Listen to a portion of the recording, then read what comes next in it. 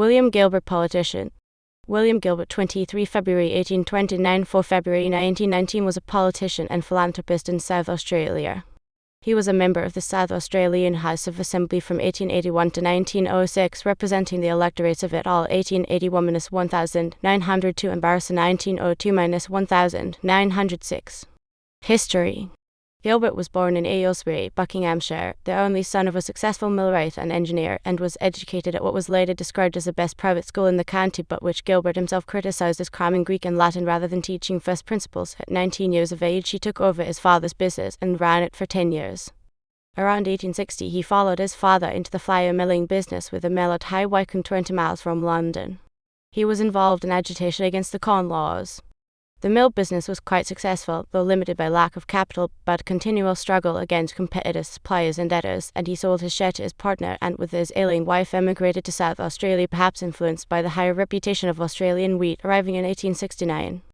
After a year of setbacks, he secured a temporary position as traveller for Giles and Smith, a large wheat buyer and flour miller in Weymouth Street, and before the 6 months contract was over, Gilbert had established a business of his own in North Adelaide. He was then offered a position with a chaff mill in Tint Street, North Adelaide, with an option to purchase. Under his management, the production of chaff rose from 3 tons a week to 30. He took in a partner, Charles Wilcox. 11 years later, he decided he could comfortably retire to England, but after experiencing one winter, he decided Australia was his true home and at the end of 14 months returned to South Australia.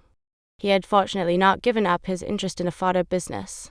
His nephew, William Gilbert Payne-Cott, 1865 – 5 April 1926, also from Aylesbury, immigrated around 1885 and helped with his uncle's chaff and fodder business, which, as Gilbert and Company, opened mills at Gawler and Wolseley's, handling 1,000 tons a month, much of it exported to Sydney. He sold the business perhaps to Payne, who continued its management after Gilbert's death. Gilbert was for 20 years a member of the Savings Bank Board. Politics. Gilbert was elected to the South Australian House of Assembly seat of Yatala in 1881 with David Murray and against William Kavanagh.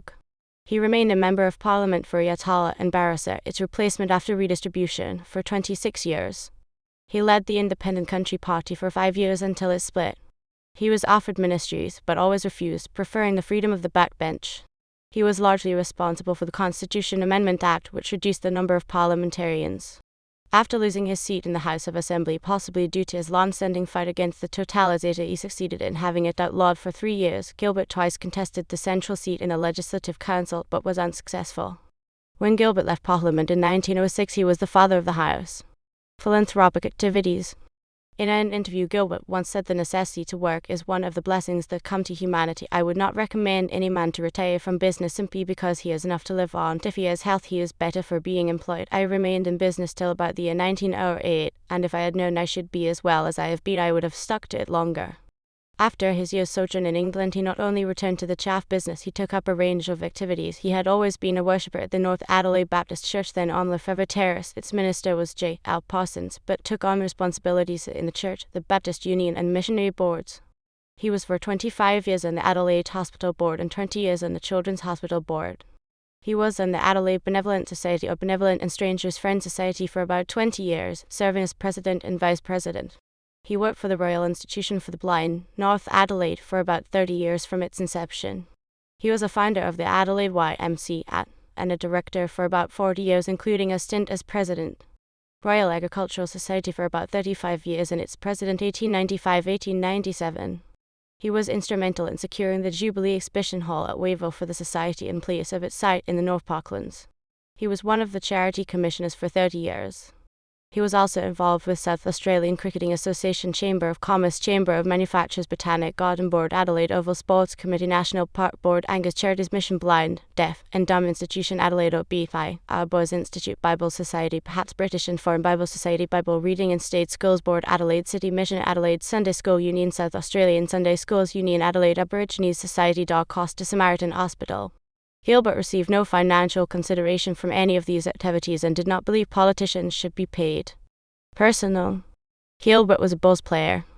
As old age bore down on him, Gilbert relinquished his many positions, but the Charity Commission was the last to go.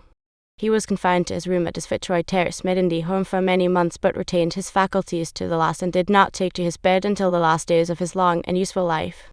Gilbert's wife Jane, whom he married before leaving England, died aged 60 on 28 November 1895. He married again on 14 April 1904 to Jane Mossman Cheney Simpson née Debussy, 1837, 15 April 1910, but had no children by either marriage. Cheney was the mother of architect Alfred Edward Simpson.